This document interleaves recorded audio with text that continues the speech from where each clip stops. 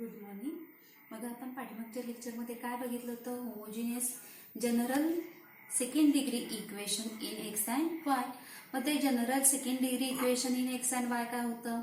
X square plus 2hxy plus dy square plus 2gx plus 2fy plus c is equal to 0. मग आता याच्या आपण remark बघितले होते. आपलं होमोजिनियस सेकंड डिग्री इक्वेशन काय आहे बघा? X square plus 2hxy plus dy square is equal to 0.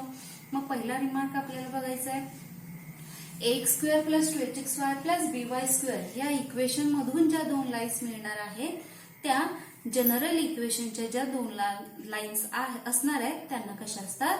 Parallel असतात. बघा पहिला रिमार्क काय आहे आपला?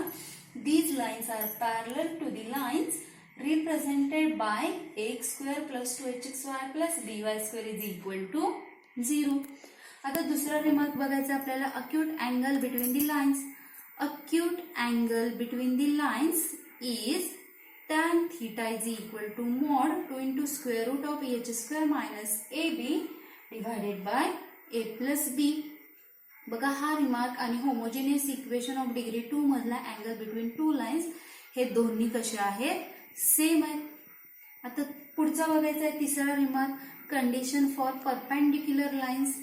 जर a प्लस बी दिलेल्या इक्वेशन मध्ये a प्लस बी ची व्हॅल्यू जर 0 आली तर त्या दोन लाईन्स कशा असतात? एकमेकींना परपेंडिक्युलर. बघा मग तिसरा रिमार्क काय आहे? Condition for the lines to be perpendicular to each other is a plus B is equal to 0. बघा आता condition for perpendicular parallel lines काय आहे? H square minus A B ची व्हॅल्यू जर 0 आली तर दिलेल्या दोन लाईन्स कशा असतात? एकमेकींना पॅरलल असतात. म्हणजे जर इक्वेशन आपल्याला दिलं दोन लाईन्सचं आणि त्याच्यामध्ये h square minus A B ची व्हॅल्यू जर 0 आली तर त्या दोन लाईन्स कशा असतात? Parallel to each other. बघा condition for parallel lines is condition for the lines to be parallel to each other is h square minus ab is equal to 0. बघा मग दुसरा, तिसरा आणि चौथा रिमार्क सेम आहेत. कशासारखे? Homogeneous equation in degree 2. म्हणजेच h square x square plus 2hxy plus dy square is equal to 0 आणि general equation x square plus 2hxy plus dy square plus 2gx plus 2fy plus c is equal to 0. या दोन्हीचे remark कसे आहेत? Same. आता पुढचा remark आपल्याला बघायचा आहे. पाचवा रिमार्क बघा काय आहे? Condition for the line to intersect each other is h square minus A b is greater than 0. बघा जनरल इक्वेशनच्या ज्या दोन लाईन्स आहेत त्या इंटरसेक्ट कधी होणार आहेत एकमेकींना? जेव्हा एच स्क्वेअर मायनस ए बी हा कसा असेल? ग्रेटर दॅन 0 असेल. इक्वल टू 0 आला तर आपल्याला माहितीच आहे त्या लाईन्स कशा असतात? एकमेकींना पॅरलल असतात. मग जर H square minus A be greater than 0 आला तरच त्या दोन लाईन्स कशा असणार आहेत? एकमेकींना इंटरसेक्ट होणार आहेत. मग आता इंटरसेक्ट होत असतील तर तिथे काहीतरी पॉइंट ऑफ इंटरसेक्शन असतो. मग तो पॉइंट ऑफ इंटरसेक्शनचे कोऑर्डिनेट्स काय आहे? H f minus b g divided by a b minus h square हा झाला एक्स कोऑर्डिनेट आणि वाय कोऑर्डिनेट आहे gh minus af divided by ab minus h square हा झाला y कोऑर्डिनेट. बघा point of intersection hf minus bg divided by ab minus h square gh minus af divided by ab minus h square हे झाले xy coordinates. आता पुढचं आपल्याला दिलेले equation हे जनरल इक्वेशन इन डिग्री 2 आणि हे दोन लाईन्स रिप्रेझेंट केव्हा करणार आहे? जेव्हा हा जो डिटर्मिनंट आहे ह्या डिटर्मिनंटची व्हॅल्यू जर 0 आली तरच दिलेले इक्वेशन जे आहे ते दोन लाईन्स रिप्रेझेंट करणार आहे. Otherwise this equation does not represent two lines. बघा मग तर डिटर्मिनंट कोणता आहे? A h g h b f g f c या डिटर्मिनंटची जर व्हॅल्यू 0 आली तरच दिलेले इक्वेशन दोन लाईन्स रिप्रेझेंट करणार आहे. म्हणजेच ते कंबाइंड इक्वेशन असणार आहे.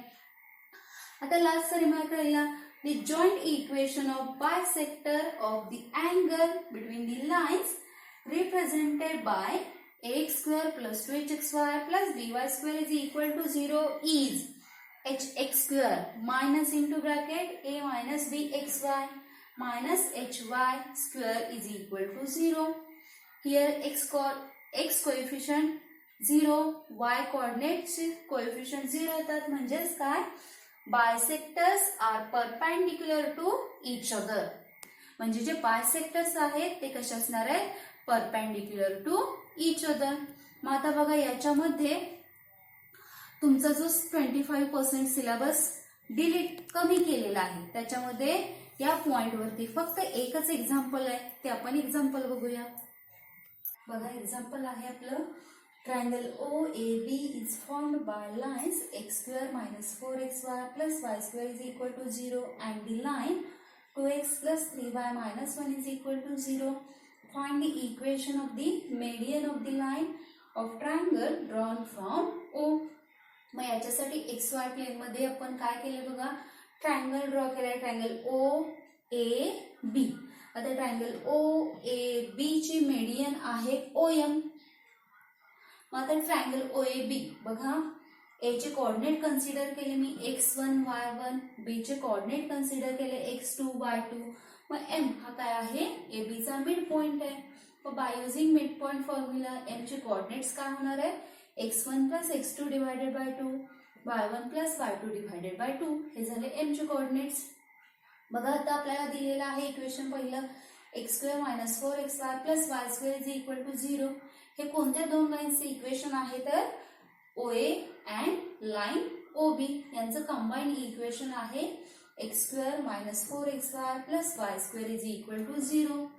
आणि लाईन AB चे इक्वेशन काय आहे बघा, 2x plus 3y minus 1 is equal to 0.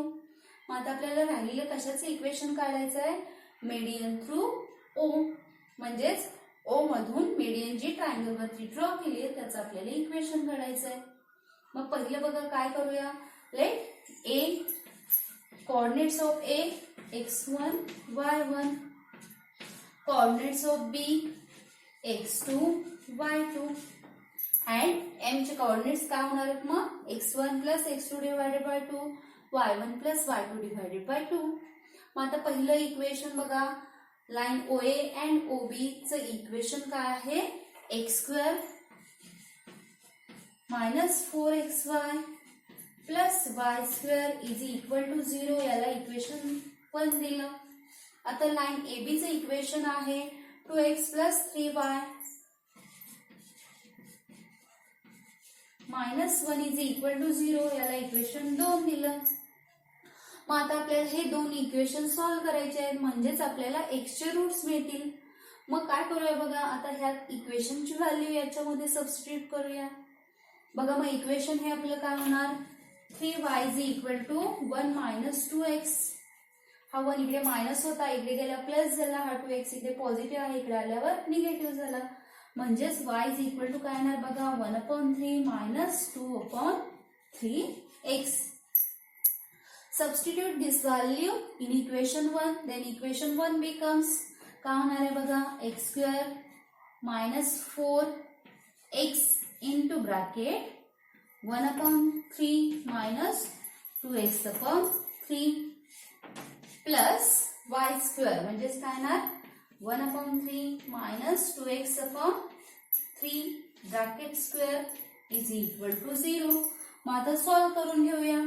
बघा काय होणार, मग x² मायनस, आता -4x ने ब्रॅकेटला मल्टिप्लाय केल्यानंतर काय बघा, -4x/3 मायनस मायनस काय होणार, प्लस होणार आहे, plus 8x² divided by 3 plus. आता या ब्रॅकेटचं एक्सपान्शन कोणत्या फॉर्म्युलानुसार घेणार आहे बघा आपण, a minus b bracket square. मग आता a minus b bracket square काय आहे, a² minus 2ab plus b². काय येईल बघा, मग 1/3 चा स्क्वेअर 1/9 minus 2ab म्हणजेच काय येणार, -2 into 2 4x divided by 9 plus 2x/3 bracket square काय येणार, 4x² divided by 9 is equal to 0. आता या सगळ्या टर्म्सची आपल्याला ऍडिशनल सबट्रॅक्शन करायचे. प्रत्येक टर्मचा बेस सेम करायचा आहे, म्हणजेच काय करायला हवा आपल्याला, 9 करायला हवा. मग बघा x² ला कशाने मल्टिप्लाय आणि डिवाइड करणार आहे, 9 नी. काय होईल मग 9x² मायनस 4x ला कशाने मल्टिप्लाय करायला पाहिजे बघा 3 नी न्यूमरेटर आणि डिनॉमिनेटरला काय मग 12x प्लस इथं सुद्धा आपल्याला 3 नी मल्टिप्लाय आणि डिवाइड करायला पाहिजे 24x plus 1 minus 4x plus 4x² divided by 9 is equal to 0. 9 डिवाइडला राईटला गेल्यानंतर मल्टिप्लाय होणार आहे 0 ने मल्टिप्लाय केल्यामुळे काय होणार 0च होणार आहे. बघा मग आता सेम कोएफिशियंट सेम व्हेरिएबल्स असणारे आपण व्हॅल्यूज एकत्र करूया.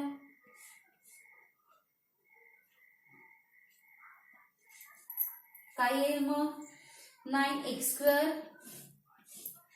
Plus 24x² plus 4x².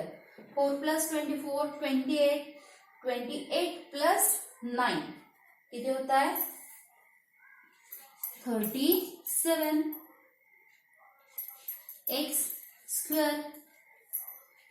Minus आता x च्या टर्म बघूया मायनस 12x मायनस 4x किती येणार आहे 16x plus constant term 1 is equal to 0. आता हे काय आहे बघा quadratic equation in x which is quadratic equation in x. Suppose आपण x1 x2 हे काय घेतले त्या क्वाड्रेटिक इक्वेशनचे रूट्स कन्सिडर केले. बघा मी काय सांगितलं late x1 and x2 be the roots of this equation then sum of the roots आपल्याला माहितीच आहे x1 plus x2 is equal to काय येणार minus 16 upon 37 is equal to काय येईल 16 अपॉन 37. मग x1 plus x2 is equal to 16 upon 37 आलं. आपण दोन्हीला 2 ने डिवाइड करूया काय येणार मग therefore x1 plus x2 divided by 2 is equal to 8 upon 37. But x1 plus x2 upon 2 हा आपला काय आहे m चा x कोऑर्डिनेट आहे. मग x कोऑर्डिनेट m चा माहिती झालं आपल्याला. आता y कोऑर्डिनेट काढायचंय. बघा मग काय करू शकतोय आपण या इक्वेशन मध्ये व्हॅल्यू सबस्टिट्यूट करूया कशाची x ची. बघा आता x कोऑर्डिनेट m चा x कोऑर्डिनेट काय झाला 8 अपॉन 37. आता m हा पॉइंट आपला लाईन AB वरती आहे. लाईन AB चे इक्वेशन आपल्याला काय माहिती आहे 2x plus 3y minus 1 is equal to 0. मग आपल्याला x कोऑर्डिनेट माहिती असेल आणि ती जर लाईन वरती तो पॉइंट लाईज असेल तर आपण x ची व्हॅल्यू काय सबस्टिट्यूट करू शकतोय बघा 8 अपॉन 37. सपोज आपण सबस्टिट्यूट केली 2 into 8 upon 37 plus 3y minus 1 is equal to 0. मग आपल्याला कशाची व्हॅल्यू मिळेल y कोऑर्डिनेटची काय मिळेल बघा मग 16 upon 37 plus 3y minus 1 is equal to 0. Base same करूया 3y plus 16 minus 37 divided by 37. 3y is equal to काय येईल बघा मग 3y मायनस किती येणार आहे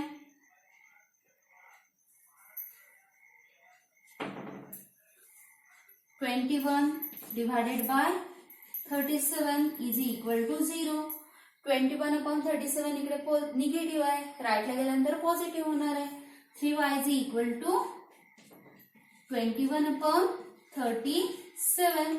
आता बघा इकडे 3 मल्टिप्लाय आहे इकडे गेल्यानंतर डिवाइडला जाणार आहे. डिवाइडला गेल्यानंतर y इज इक्वल टू काय मिळेल आपल्याला 21 upon 3 into 37. Therefore y is equal to काय येणार आहे 7 डिवाइडेड बाय 37. हा झाला y कोऑर्डिनेट ऑफ m. बघा मग x कोऑर्डिनेट आपल्याला काय मिळाला होता 8 अपॉन 37 आणि y कोऑर्डिनेट आपण काय काढला 7 अपॉन 37. बघा मग मी लिहिते इथं m चे coordinates.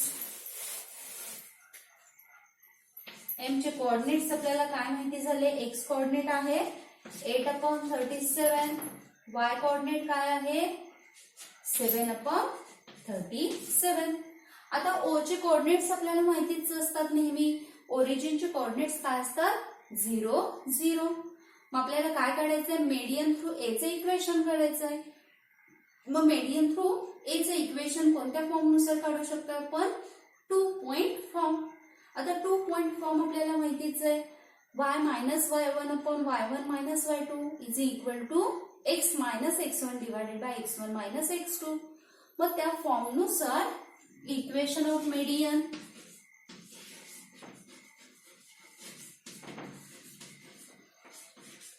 Through drawn from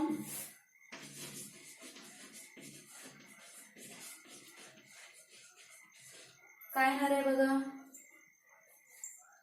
y minus 0 divided by 7 minus 37.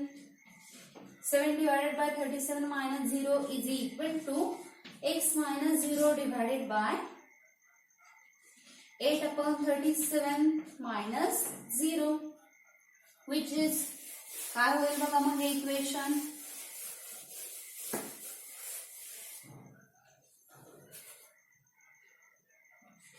y divided by 7/37 is equal to x divided by 8/37. Cross multiplication घेऊया. काय होईल मग y into 8/37 is equal to x into 7/37. आता दोन्ही साईडला बेस किती आहे 37 कॅन्सल होतो. काय राहणार मग 8y is equal to 7x. मग हेच इक्वेशन काय करूया बघा आपण लिहू शकतोय कसं 7x minus 8y is equal to 0 which is equation of median through O. झालं बघा आपलं हे general second degree equation in x and Y चे एकच एक्झाम्पल होतं ते संपलेलं आहे.